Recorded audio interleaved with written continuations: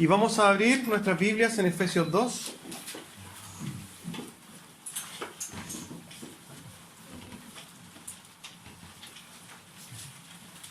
Como ustedes saben, estamos explorando, estamos escudriñando y estamos exhortando ya hace casi tres meses, Efesios. Y hoy día vamos a ver Efesios 2, del versículo 6 al versículo 9.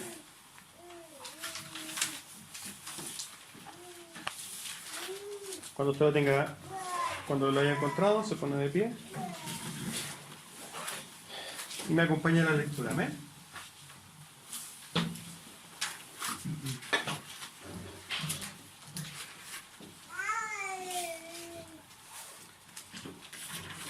Efesios 2, versículos 6 al versículo 9.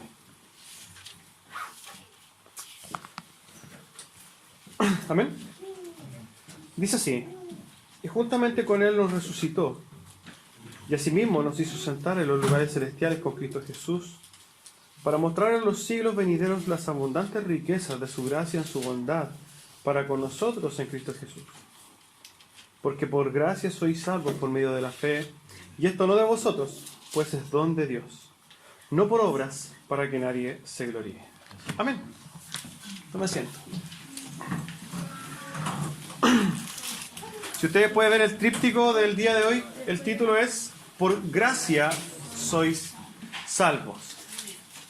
Entendemos que la gracia es una de las palabras poco conocidas por el pueblo cristiano. Es tanto así que yo pertenecía a una iglesia donde me congregué más o menos 1 año y medio y nunca había escuchado la palabra gracia. Después de 1 año la escuché, después de 1 año y medio la escuché, y eso cambió mi forma de ver el cristianismo. ¿Por qué? Porque gracia, la palabra gracia es una palabra muy profunda que hoy día vamos a tratar de entender, ¿ya? En profundidad. A modo de introducción,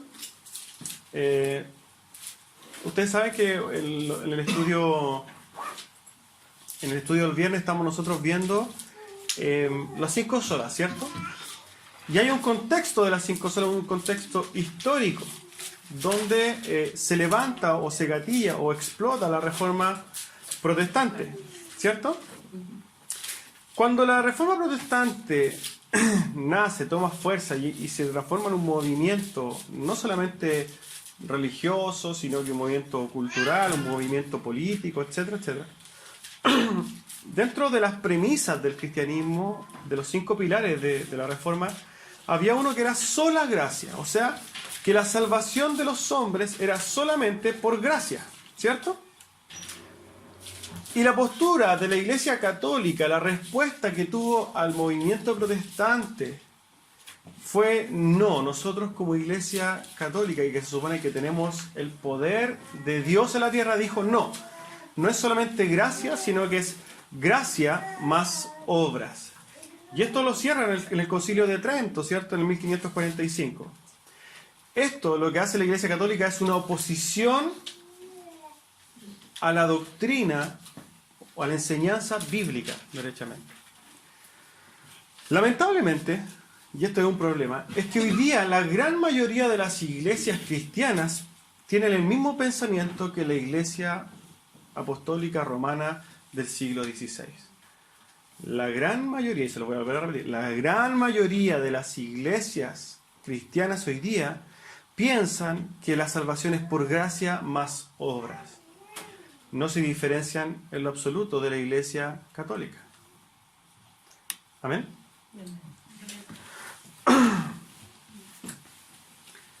Y eso es un problema que se ha gatillado a través de la historia. ¿Por qué? Porque el cristiano es muy negligente para leer la Escritura.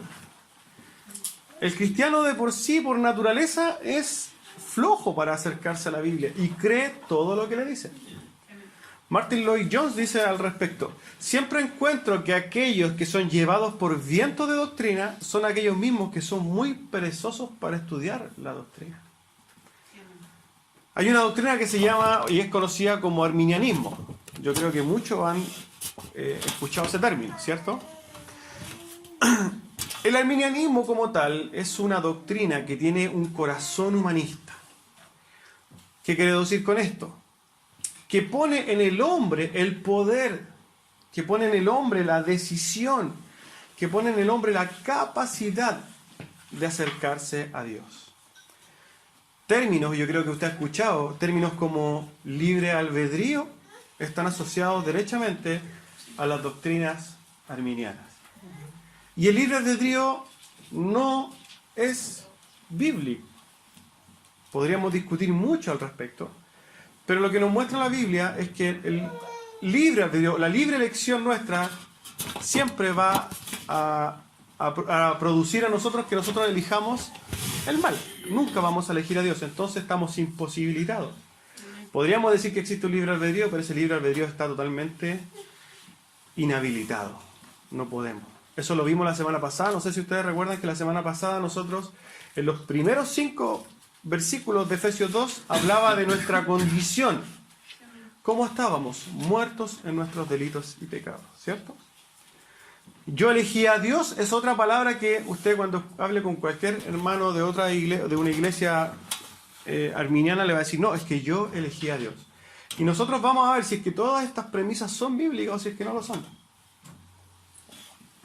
También existe esto de que, y este es un tema súper contingente, que usted lo va a hablar con mucha gente y le va a caer mal cuando usted diga, yo no puedo perder mi salvación. La gente le va a decir, sí, yo puedo perder mi salvación. Todas estas palabras, entonces, yo elegí a Dios, libre albedrío, y yo puedo perder mi salvación, están relacionadas con una doctrina que es antibíblica, que tiene un corazón humanista y que manifiesta el pensamiento de la Iglesia Católica del siglo XVI. No tiene nada que ver con nosotros, que para nosotros la única fuente de autoridad y práctica infalible es la Biblia, sola Escritura. Porque la Biblia, como vamos a ver hoy día, nos muestra que solamente a través de la gracia podemos ser salvos, ¿cierto? Si nosotros analizamos brevemente todas estas cosas que cuando nosotros hablamos, yo elegí a Dios, libre albedrío, o puedo perder mi salvación, está implicando automáticamente obras. Elegir a alguien es una obra, ¿cierto?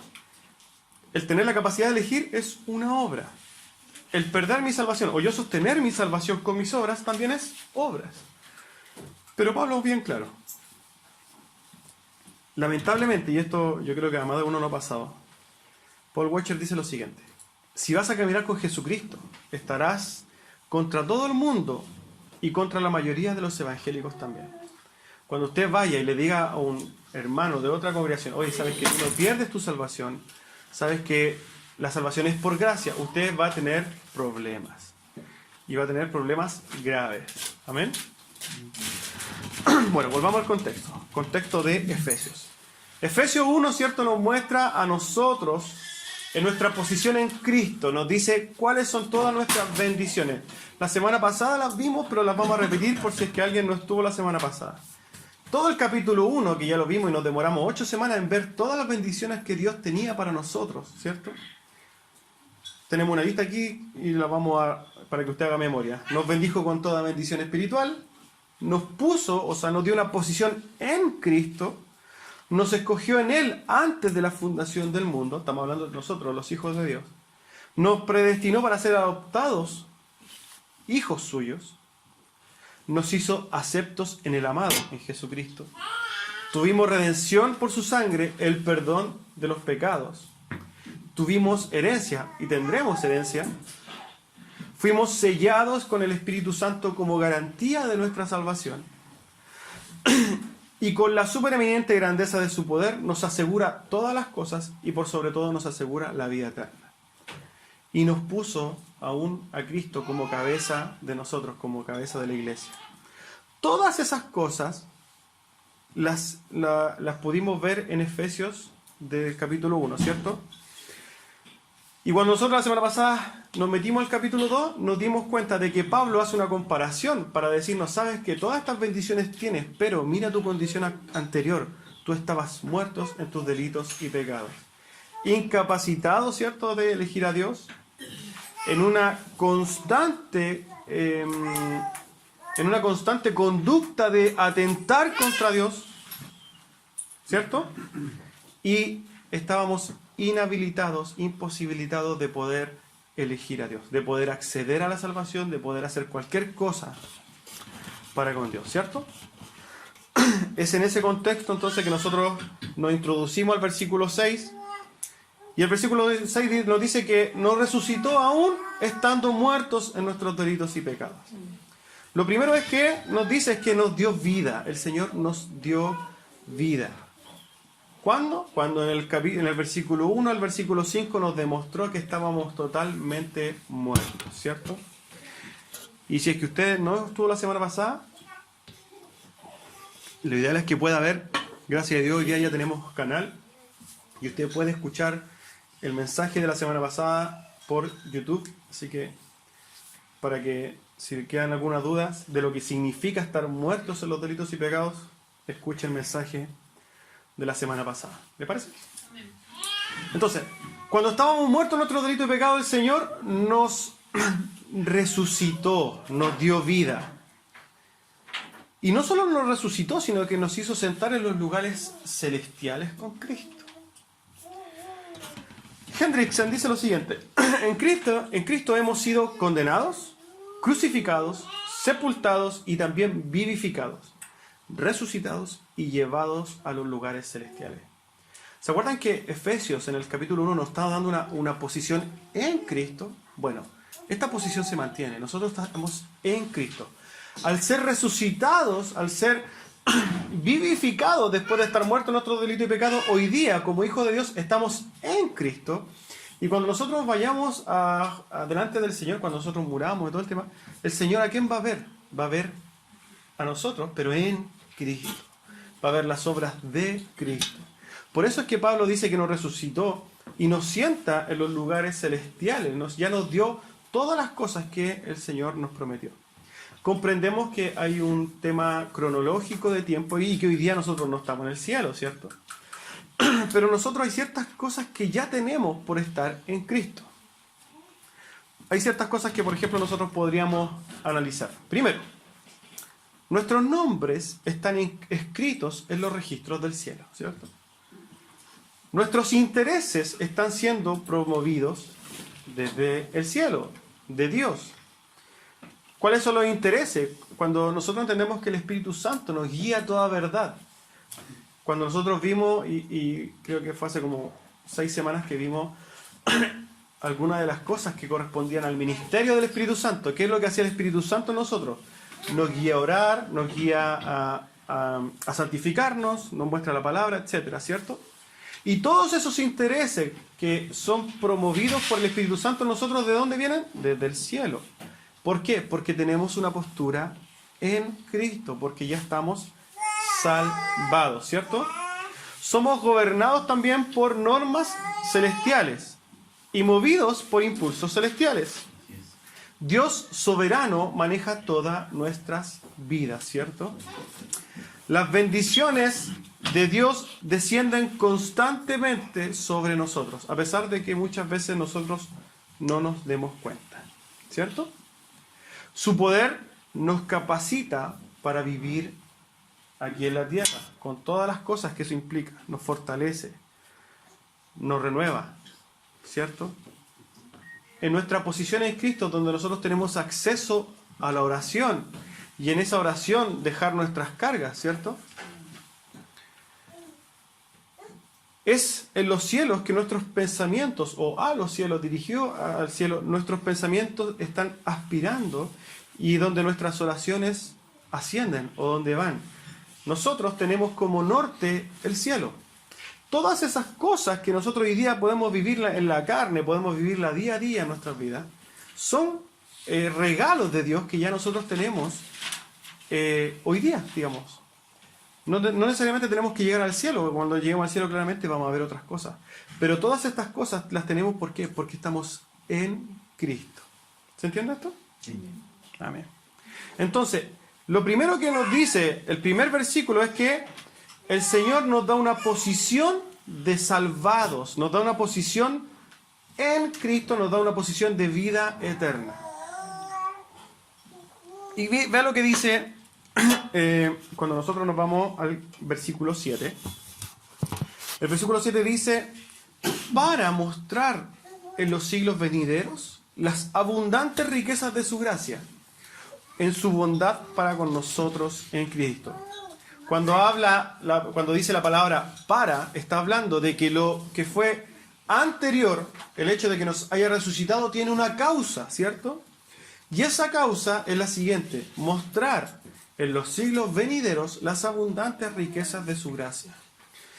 Nosotros cuando vamos a meternos, vamos a seguir profundizando en este pasaje, nos vamos a dar cuenta de que todo lo que está diciendo en estos 4 versículos está hablando de lo mismo.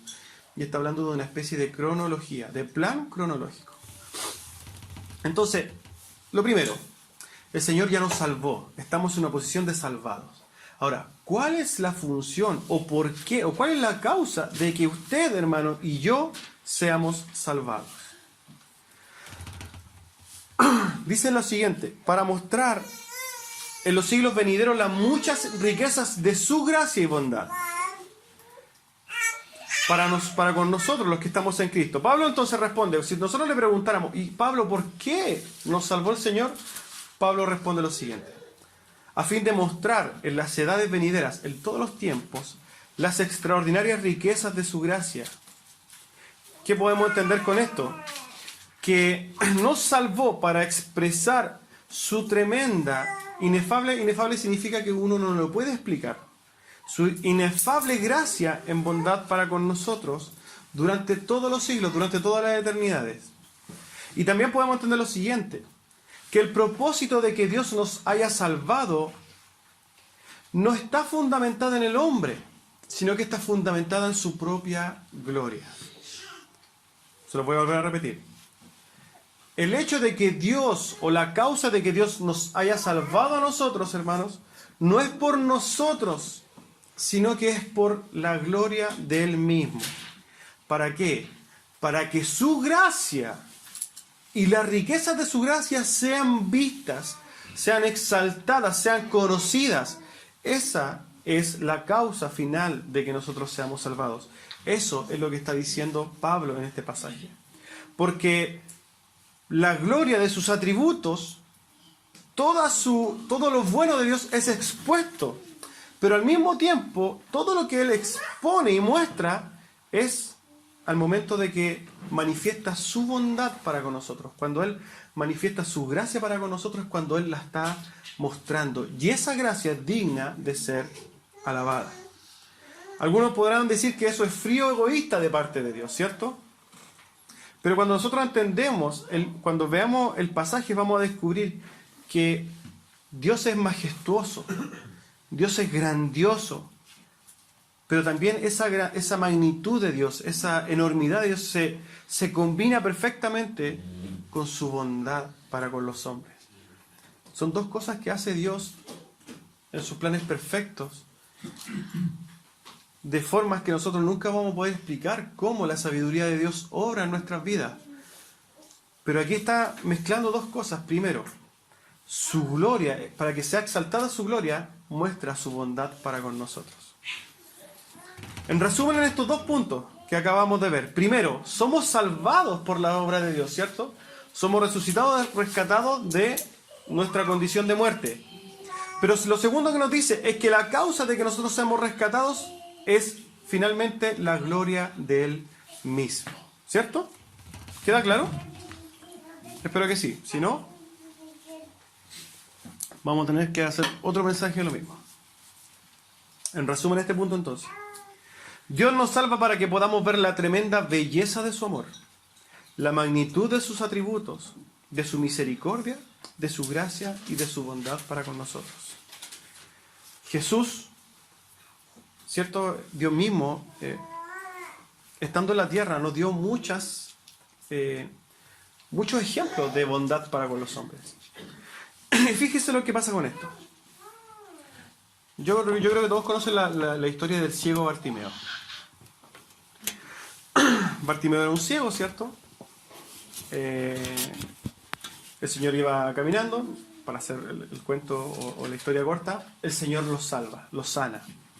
Pero si nosotros nos transportamos ahí y vemos lo siguiente, tratemos de ver toda la escena. El Señor Jesucristo va con un séquito, con mucha gente. Quizás sin tiempo por su agenda, porque tenía muchas cosas que hacer. Bartimeo era una persona que no tenía, Jesús no tenía la obligación de ir a salvarlo. Pero el Señor muestra su bondad para con Bartimeo y lo salva. Veamos qué pasa en esta escena. Y esto es para poder dar a entender el segundo punto. Jesucristo muestra su bondad para con Bartimeo, lo sana. Bartimeo empieza a ver, cambia su vida, ¿cierto? Pero ¿cuál es el reflejo o qué es lo que pasa en toda la demás gente? Se asombra la demás gente. Se asombra de ver el poder de Dios. Se asombra de ver la capacidad de Jesucristo. Y logra de alguna forma adorar a Dios al ver pequeños rasgos de su poder.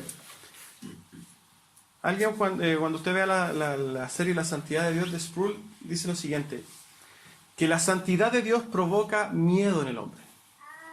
Cuando nosotros vemos a Jesucristo salvar a Bartimeo, también provoca miedo.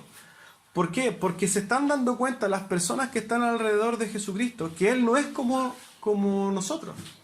Él es diferente. Por eso es digno de ser exaltado, porque es diferente, totalmente diferente. Eso mismo pasa, pero a mayor escala con nosotros cuando somos salvados. Cuando el Señor en su misericordia nos salva a nosotros, es cuando nosotros tenemos que darnos cuenta de quién es Dios y adorarlo por quién es Él. ¿Amén? Espero que con ese ejemplo se haya aclarado el punto. Entonces es clarísimo que en estos dos versículos Pablo nos muestra primero que la salvación nuestra salvación es dada por Dios y nadie más que Dios. No hay nada que el hombre haga ahí. Es una obra total y absoluta de Dios.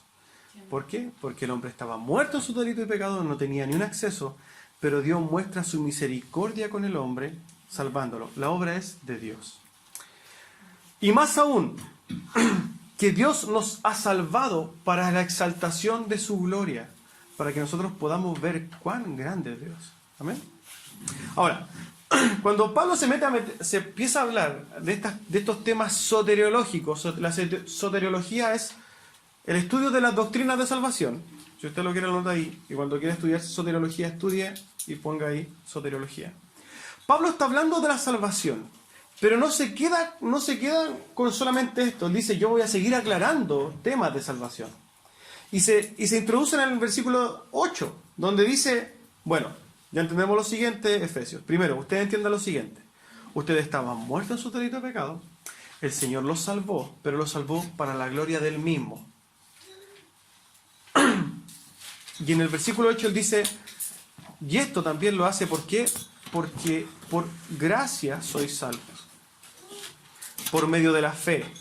Y esto no es de vosotros, pues es don de Dios, no por obras, para que nadie se gloríe.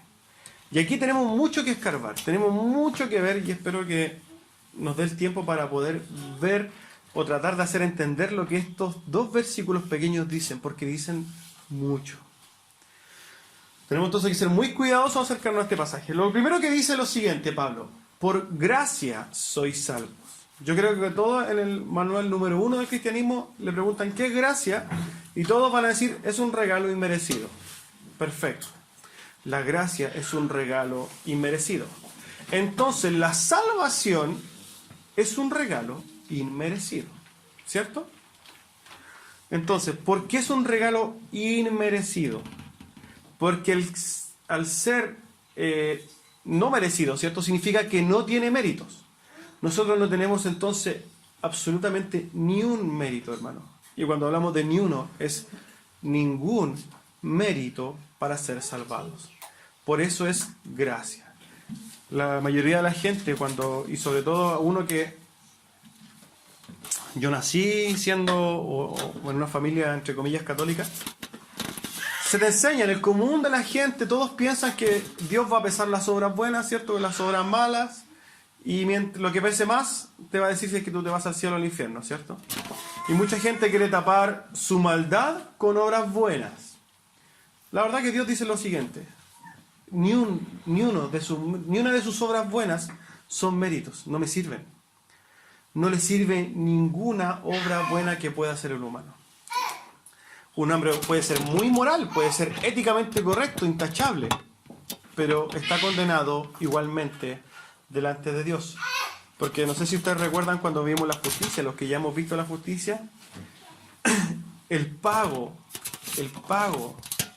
en el infierno, y quiero usar palabras que le hagan recordar, el pago eterno en el infierno está puesto por transgredir la ley de Dios, no por si usted hace buena obra o no. Usted transgredió, infierno. Esa es la justicia de Dios. Pecado, muerte. Como nosotros siempre hemos pecado. Y Romanos 3:23 dice lo siguiente: por cuanto todos pecaron, están todos destituidos de la gloria de Dios. La Biblia nos muestra a toda la humanidad pecadores y todos merecedores, entonces, haciendo méritos. ¿Qué méritos? De condenación. Importante comprender esto. Todos los méritos que nosotros podamos hacer son méritos de condenación. No hay ni un mérito de salvación, absolutamente ni uno. Por eso Pablo usa la palabra, y la Biblia y Dios usa la palabra gracia, porque no hay méritos, absolutamente ni uno.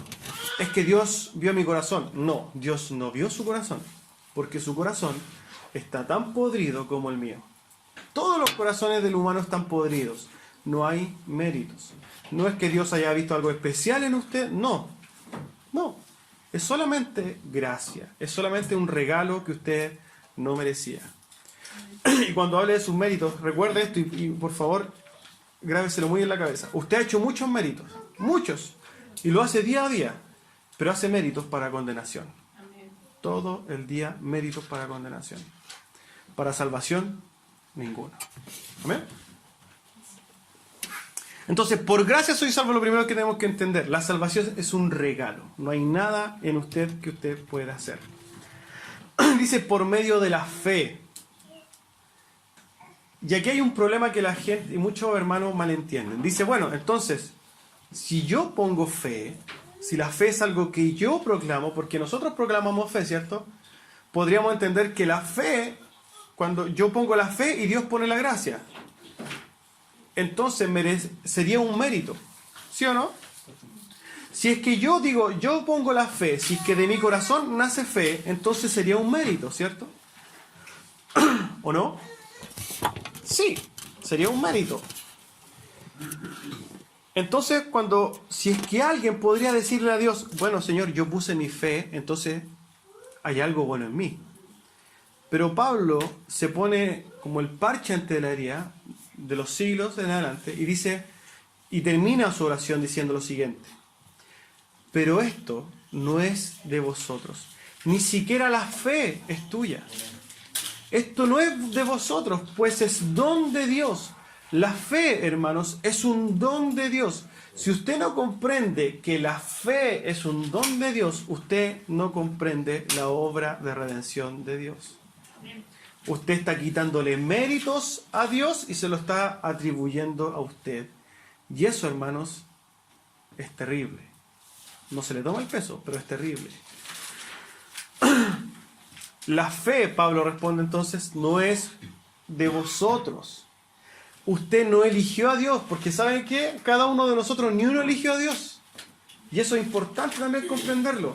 Nosotros todo el día, todo el tiempo, elegimos el mal. Quiero que me acompañe a Romanos 3. Romanos 3 nos muestra nuestra condición y realmente qué pasa con la humanidad.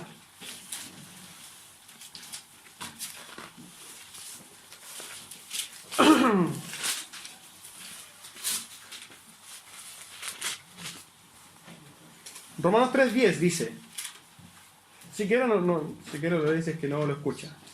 Como está escrito, no hay justo ni aun uno. Primero que está diciendo, no hay justo, no existen. No hay quien entienda, tampoco, no hay ninguno. No hay quien busque a Dios. Nosotros no buscábamos a Dios. Todos se desviaron. Y cuando dice todos, todos se desviaron. A unas se hicieron inútiles, no tenían nada que hacer, ¿cierto? No hay quien haga lo bueno, no hay ni siquiera uno. Yo creo que con esas tres, con esas sentencias estamos claros. Pablo, describiendo al mundo y a la humanidad, dice lo siguiente: todos estamos desviados, todos estábamos desviados. Usted no está aquí porque usted decidió elegir a Dios. No sé si usted ha escuchado esa canción. He decidido seguir. Bueno, es una canción arminiana que a mí me gusta mucho, pero es una canción arminiana. Pero no, nosotros no elegimos seguir a Dios. Eso es falso. Usted no eligió seguir a Dios. Dios lo rescató cuando usted estaba muerto en sus delitos y pecados. Amén. Y dice lo siguiente: no por obras para que nadie se gloríe. Entonces, lo primero que tenemos que entender: la fe es un acto, ¿cierto? Tener fe es un acto. Entonces sería, en un caso eventual que fuera del hombre, sería una obra. Pero Pablo dice: esto no es por obras. Podemos concluir entonces claramente que la fe no es algo que nace de su corazón. La fe es un regalo que Dios le ha dado a usted, ¿cierto?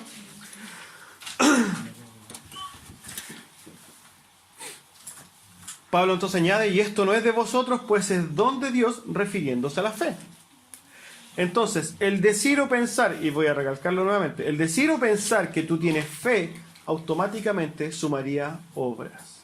Y Pablo se preocupa de enterrar profundamente esta idea diciendo: no por obras, para que nadie se gloríe. ¿Qué quiere decir esto? No es por obras, porque para que nadie diga: pero es que yo elegí a Dios, es que yo soy bueno, es que hay algo bueno en mí, es que yo tomé súper buenas decisiones. No, nadie, dice Pablo, nadie se puede gloriar a sí mismo, nadie se puede exaltar a sí mismo. Nadie se puede autofelicitar por haber seguido a Dios. Todos los que estamos aquí, hermanos, no somos nada más que recipientes de gracia. Nada más. Usted estaba tan muerto como el alcohólico o el drogadicto que está debajo del puente. Usted es tan malo como el violador que viola niños.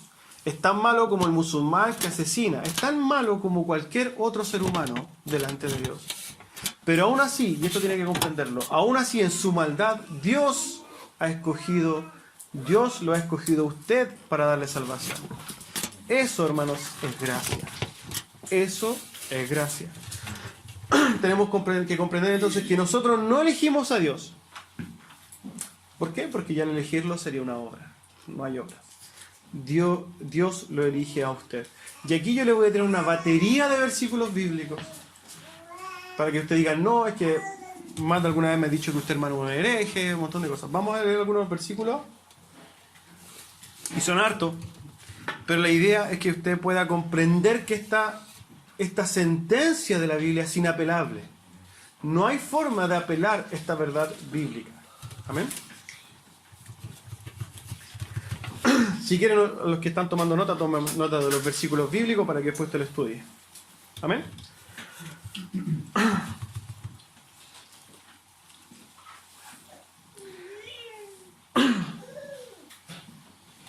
Romanos 8:29 al 29, perdón, Romanos 8:29 dice lo siguiente: porque a los que antes conoció, también los predestinó para que fuesen hechos conforme a la imagen de su Hijo, para que Él sea el primogénito entre muchos hermanos. Y a los que predestinó, Él los llamó. Y a los que llamó, los justificó. Y a los que justificó, a estos también los glorificó. Fíjese lo que está hablando en pasado, todo el tiempo en pasado. ¿Por qué habla en pasado? Porque esto ya está decretado. Esto es un decreto que que en el tiempo de Dios, en la temporalidad de Dios, ya se cumplió. Nosotros no hay nada que se pueda hacer en contra de estos decretos de Dios. Efesios 1:5 dice: en amor habiéndonos predestinado para ser adoptados hijos suyos por medio de Jesucristo. ¿Qué dice? Según el puro afecto de su voluntad. ¿De quién es la voluntad para la salvación? Lo dice claro el texto: de Dios. Dios ejerce su voluntad para con los hombres y dice: bueno, yo voy a predestinar en mi voluntad a los que han de ser salvos. Hechos 13:48 dice así: los gentiles, oyendo esto, se regocijaban y glorificaban la palabra del Señor, y creyeron todos los que estaban ordenados para vida eterna. Nosotros somos llamados, como la parábola del sembrador, a esparcir el Evangelio, ¿cierto? Pero ¿quiénes van a escuchar el Evangelio de Jesucristo? Los predestinados, los que están ordenados para salvación. Esos van a escuchar. Efesios 1:11 dice lo siguiente: en él asimismo tuvimos herencia, habiendo sido nuevamente predestinados conforme al propósito del que hace todas las cosas según el designio de su voluntad. Pablo lo vuelve a repetir ahí. Juan 1:12: mas a todos los que le recibieron, a los que creen en su nombre, les dio potestad de ser hechos hijos de Dios. Cuando usted va a la iglesia, todos leen hasta ahí. ¿Quiénes son los hijos? ¿Quiénes son creaciones? ¿Quiénes son hijos? Y leemos hasta ahí. Pero fija lo que dice el versículo 13: los cuales no son engendrados de sangre, no son hijos de sangre. Pero mira lo que dice acá: ni de voluntad de carne, no es tu voluntad, sino, dice, ni la voluntad de varón, tampoco es voluntad de ningún varón, sino de Dios. Es la voluntad de Dios manifiesta para que seamos hechos hijos de Dios.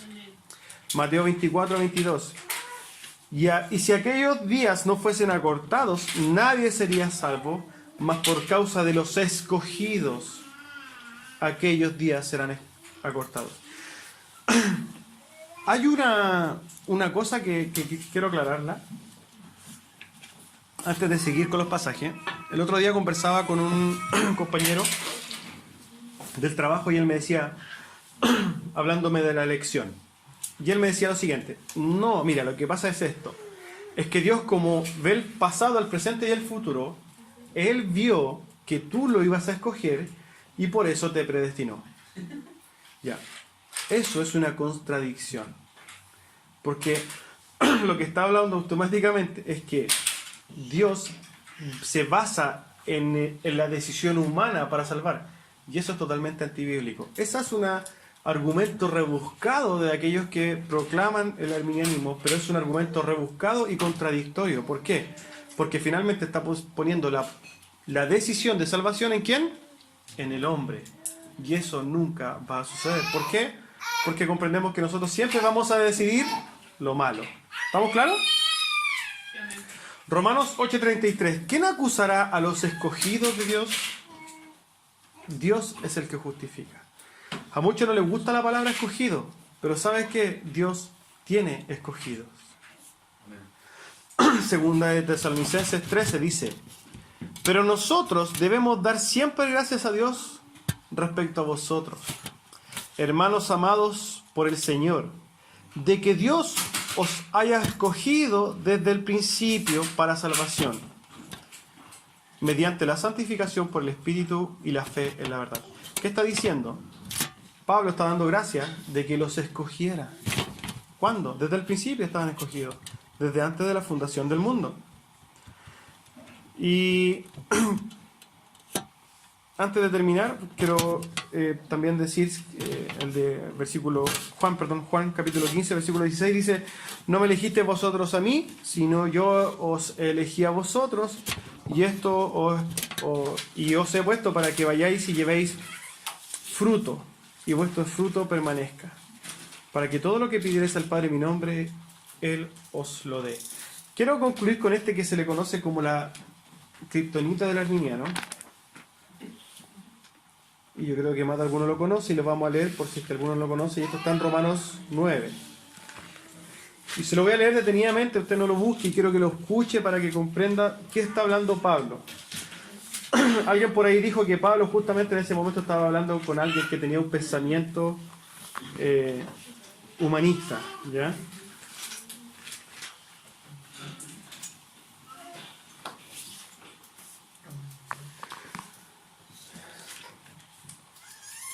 Dice así, Romanos 9:9. Escuche con atención.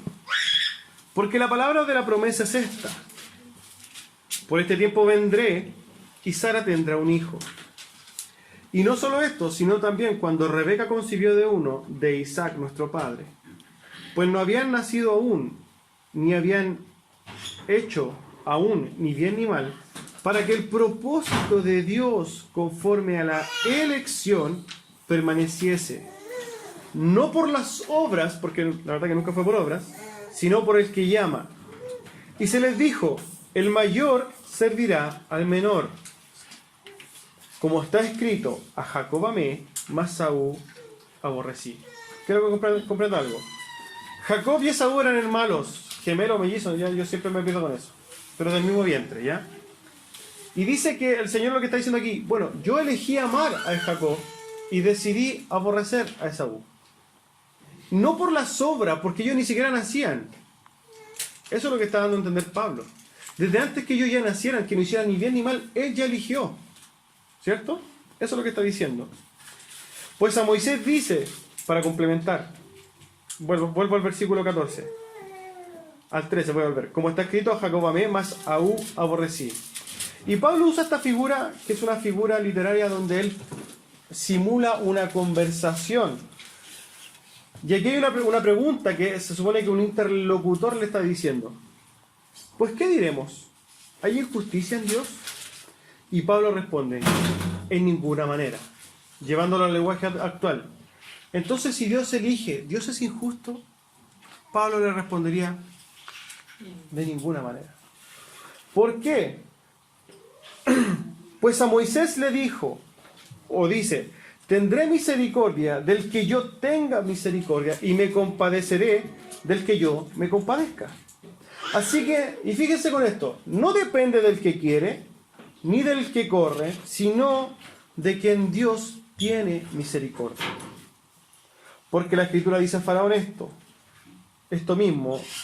porque la Escritura dice a Faraón, para esto mismo te he levantado, para mostrar en ti mi poder y para que mi nombre sea anunciado por toda la tierra.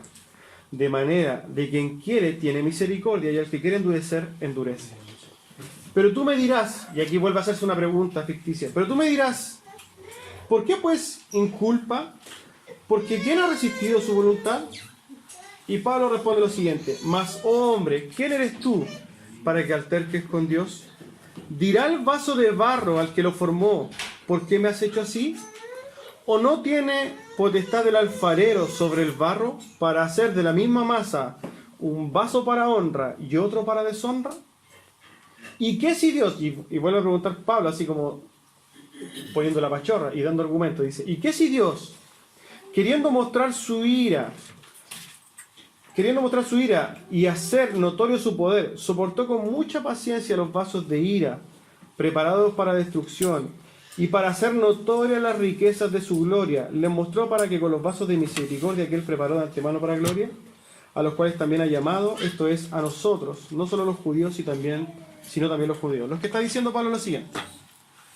¿Acaso Dios? Porque aquí el principal problema, hermano, respecto a este pasaje, el principal problema es que el hombre en su razonamiento no entiende que Dios pueda elegir. Ese es el problema. No acepta que Dios elija y que tenga en sus manos quién se salva y quién no se salva. Y Pablo responde lo siguiente. ¿Acaso el Creador, tu Creador, no tiene potestad sobre ti? Y hace esta representación del barro y el alfarero. El barro le puede decir al alfarero, oye, ¿por qué me hiciste taza? ¿Y por qué me hiciste macetero? El barro no puede decirle nada a su creador. Asimismo nosotros no tenemos nada que apelar o no tenemos nada que decir contra Dios.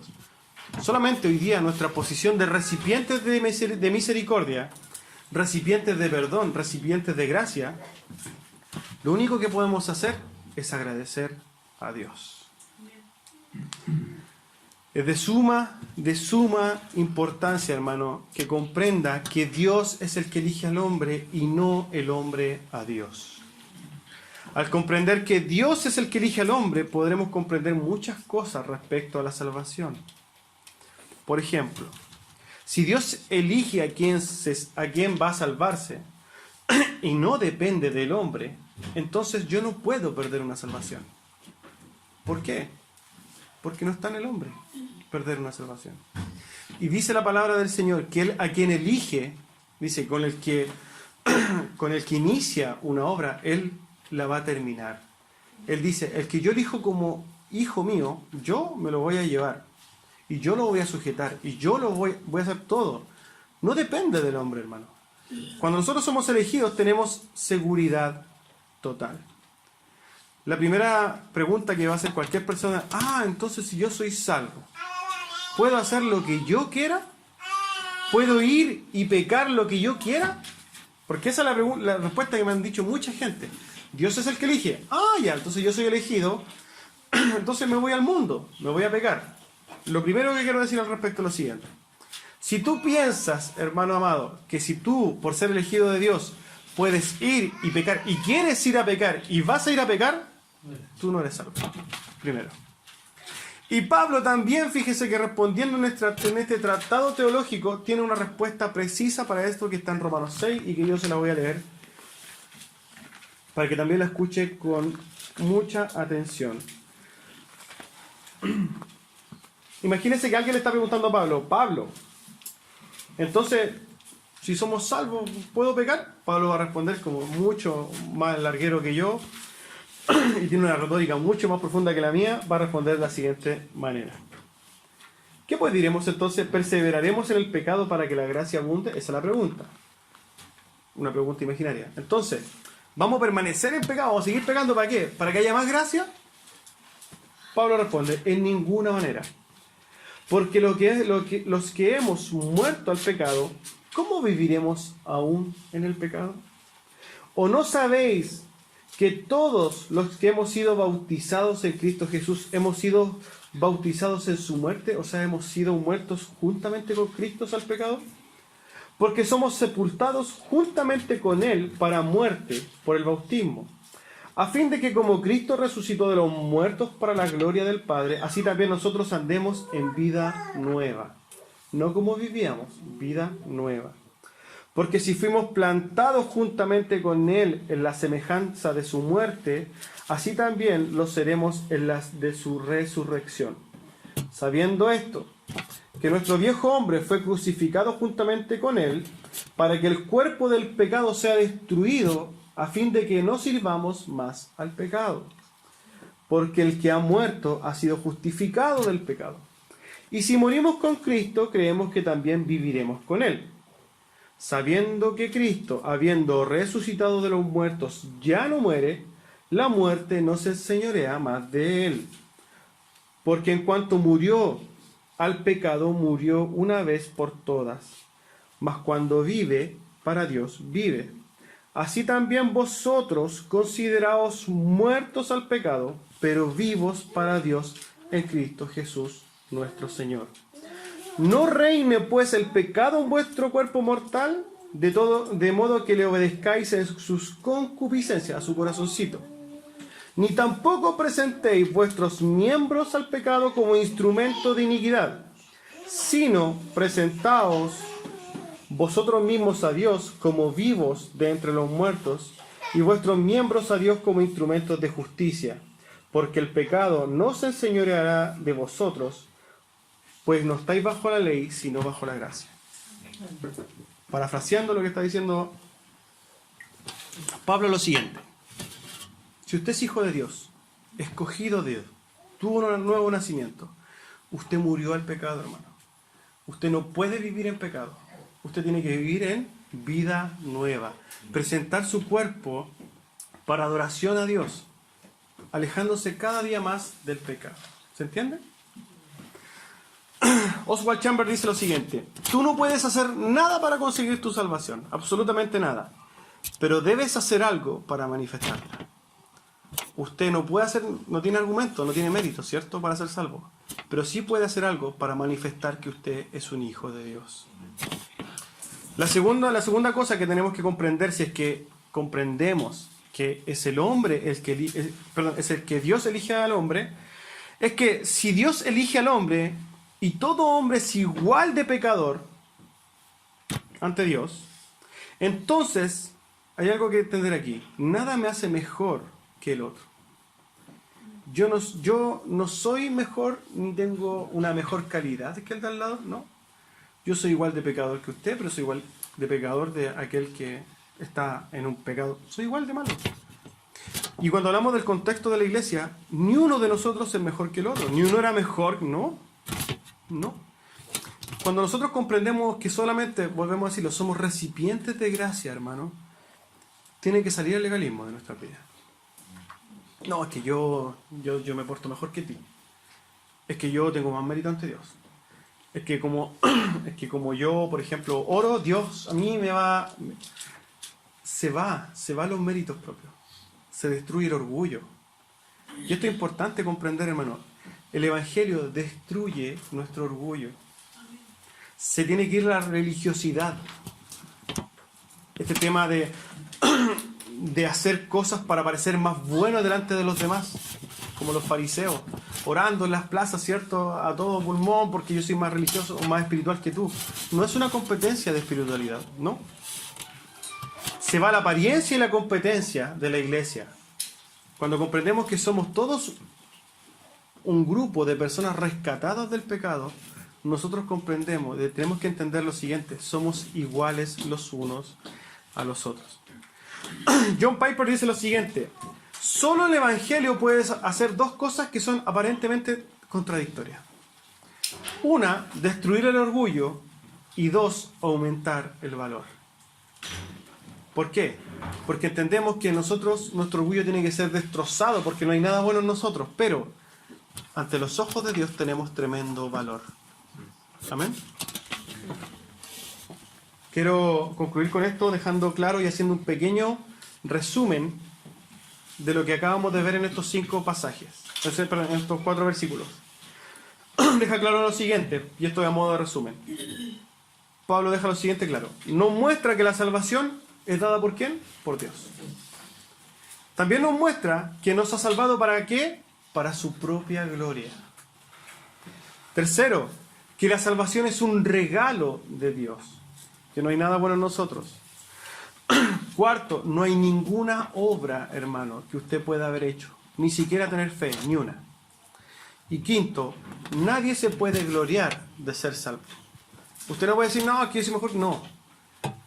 Lo que usted tiene que hacer es todo lo contrario.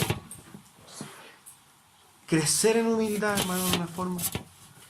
Entender que usted es alguien que ha recibido tanto sin merecer nada, que debería vivir en pos de un evangelio fundamentado ¿en qué? En la gratitud. El entendimiento de que usted recibió todo. Un evangelio en gratitud. Quiero terminar con una conclusión que usted sabe que siempre trato de hacer. Y con esto concluyo porque creo que ha pasado mucho tiempo. Escucha con atención. Me cuesta trabajo imaginar el privilegio tan grande que tenemos como hijos de Dios.